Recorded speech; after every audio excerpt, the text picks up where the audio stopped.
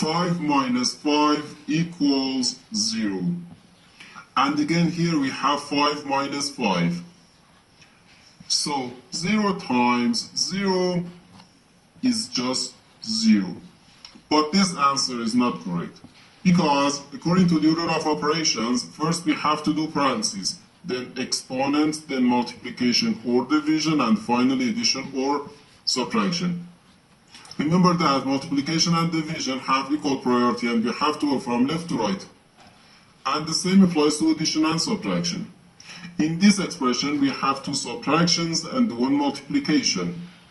According to the PEMDAS, multiplication has higher priority than subtraction, because multiplication comes before subtraction.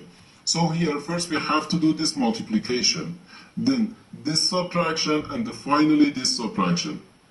If we do this multiplication after this subtraction or this subtraction, it is wrong.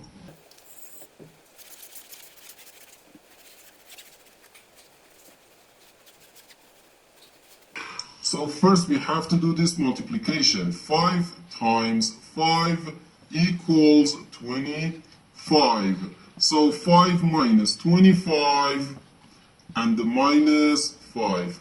Now we have two subtractions, and when we have more than one subtraction in an expression, we have to go from left to right.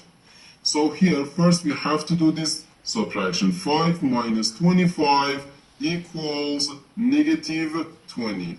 So negative 20 minus 5 gives us negative 25. And this is our final answer to this problem.